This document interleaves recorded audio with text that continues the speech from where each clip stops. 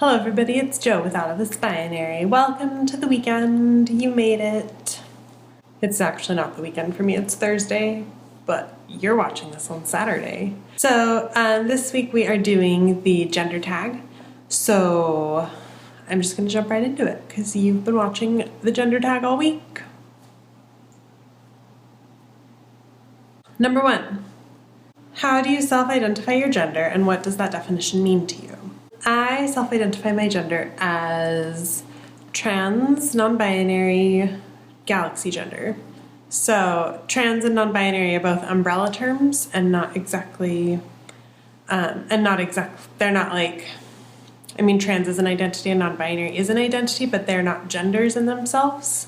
So my gender, galaxy gender, that means to me that like the experience I have of being myself, the experience I have of being my gender is like so big and vast and complicated and big that like, I don't know.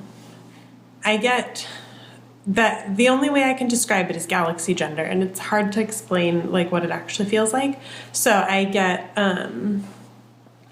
get gender euphoria when I talk about space or when I learn about space or when I look at pictures of space. So galaxy gender to me was really natural to like adopt to claim because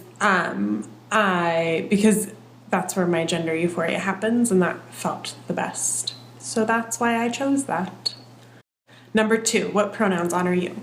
My pronouns are they, them, theirs, themself, and instead of like Mr. or Ms. or whatever, I like thee. So instead of like Mr. Joe Progo, I like to go by the Joe Progo. I chose those pronouns specifically because they, them pronouns express the bigness, like almost that there's like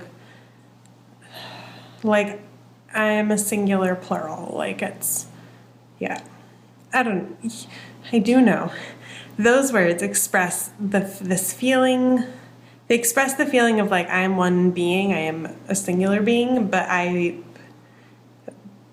like gender to me, my self-expression, my experience of being myself doesn't feel entirely singular, and they, them expresses that ambiguity very well. So that's why those pronouns honor me. Number 3, describe the style of clothing you most often wear. That would be what I'm wearing right now. I like to wear soft cotton t-shirts, mostly, that don't touch my neck because I don't like that touched. I like scarves, I love my specties, my glasses, and I like snow hats. I like, my goal in fashion is usually comfort and color. I really like bright colors and I really like soft fabrics and comfortable fabrics. So, and I like loose clothing, so I like to wear skirts, but I also really enjoy jeans that are made for men, like jeans that are marketed to men. And I really like sweatpants, man. Those are the best. So my clothing style is comfort. 4, talk about your choices with body hair. How do you style your hair? Do you have facial hair? What do you choose to shave or not to shave? The only hair I like to mess with on my body is on top of my head. Everything else, leave it the fuck alone. I like it how it is. My body can do what it wants. Part of this is because shaving is really painful for me because of my intersex type. So, oh yeah, I didn't talk about that in number 1. I'm also intersex. Anyways, shaving is uncomfortable for me, but I also really like body hair. I like my body hair. I think it's beautiful, so I keep it. My head hair, I like short, and I like it bright and colorful, or like white, no color at all. And I like to style my own hair most of the time, and I like to do my own dye jobs. I do have facial hair. I have like, because I don't do anything with anything, so I like have a little like fuzzy mustache that you can kind of see, and I get like these long, here, I'll come close. This is my little beard. It's very little, but I love it, so I keep it. 5, Talk about cosmetics. Do you choose to wear makeup? Do you paint your nails? What type of soaps and perfumes do you use, if any? Again, I am very simple in this way. The only thing I really do that's like a big deal is I dye my hair every several months. I don't like to wear makeup at this time. Sometimes I will wear makeup, but it's been a few years. Like it's years in between those moments where I like makeup. And then I'll only like it for a couple months. I like to use very natural soaps that don't have a lot of smell to them because scents bug me, so yeah. I like to make my own deodorant. This is a fun fact. I make my deodorant out of coconut oil and baking soda and cornstarch. And I like that. 6, have you ever experienced being misgendered? If so, how often? I am misgendered every time I leave the house, basically. Sometimes in my own house right now because I live with roommates, but not on Saturday. This is my last day. So yeah, I experience being misgendered almost every day. Oh, that's all you want to know is, do I experience it? How often? Yes, every day. 7, do you experience dysphoria? How does that affect you? Yes, I experience dysphoria. I experience chest dysphoria around my tits, my boobs, and I experience vocal dysphoria, and sometimes like body form or shape dysphoria. I used to experience like name and pronoun dysphoria, and I still will if my name and pronouns aren't used. If people revert to my old identity, I'll get really dysphoric. So how does that affect me? Sometimes it affects me to the degree that I won't leave the house, really. Like I will be so dysphoric and that even like wearing a binder won't help, and so I'll just stay home all day. Other days, if I have to leave the house, I'll almost always wear a binder when I leave because it's more comfortable that way for me. Except, I mean, it's not. Binders are not comfortable I think because of my sensory issues. Like it's very tight, it's suffocating, and not suffocating, like I can breathe, but you know, it's painful. Not that painful. That's not, my binder fits fine. But anyways, it's uncomfortable to wear for very long. I don't like to wear a binder for more than a couple hours if I don't have to. So that's why like my dysphoria, it affects everything about my life because it's like how I hold my body, it's how I present myself, it's how I feel, it's how comfortable do I feel leaving my house on a given day. Or even like taking a shower. Sometimes it'll feel uncomfortable to take a shower. So it affects pretty much everything. And vocal dysphoria, I want to talk about that one because it's something that I, like for a long time, kept me from wanting to speak at all. And then I had this kind of realization where I was like, if like, it actually makes my dysphoria worse to like hide from it. So like by not speaking, it doesn't make me feel any better about my dysphoria. It makes me feel more dysphoric. So I had to finally decide like I have to speak.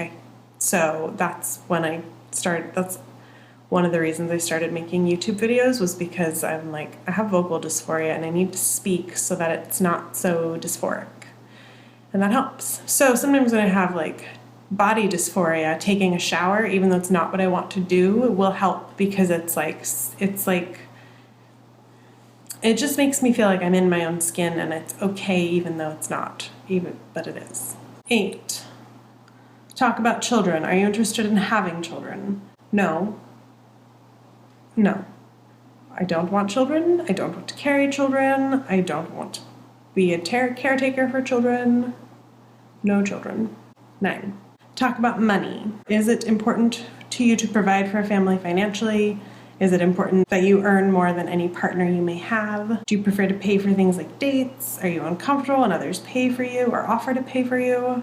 This is complex because I'm going to be really honest. So I live at a very, very, very low income I live at very low income range, and money is a constant issue. Like the acquiring of enough money to sustain just myself and my partner and our little animal family.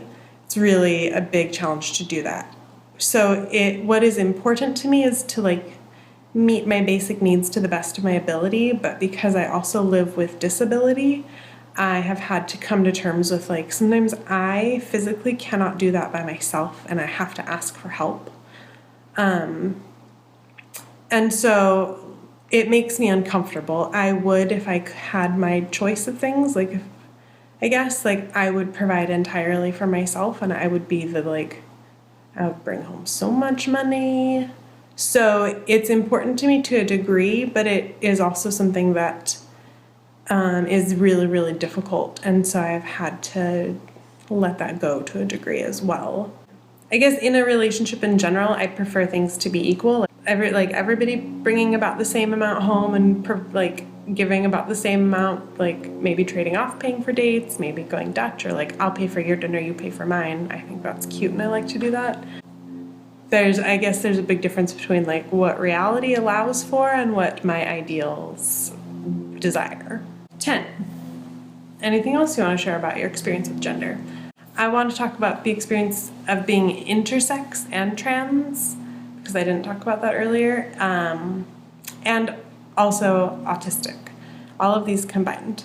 So like my body has always been different from other bodies, and I knew that but didn't know how to express that until I understood in my 20s that I'm intersex, like just the last couple years, or maybe it was just in the last year. Anyways, so I guess like those two things also shape my experience of gender a lot, and I think being autistic and non-binary, it's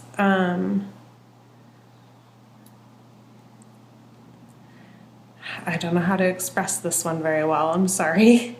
It's like they're all very much intertwined and I can't separate them out from one another. Like I can't talk about being non-binary without talking about being intersex and without talking about being autistic, because they all have play such a big role in my experience of myself and the world and how I want to be perceived and how I perceive others.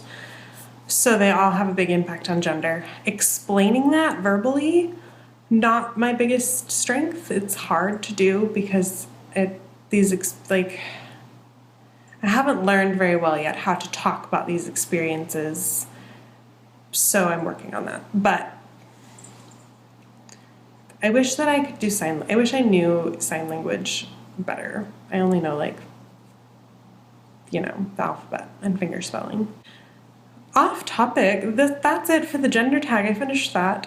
I have to go keep packing now. So I hope you guys have a great weekend, and I am looking forward to seeing you guys next week and next weekend. Look out for our new members. I'm excited to see them. We are still looking for new members. There's information down below. You have to be 17, non-binary. I think that's all. Information down below. Have a beautiful weekend. Bye.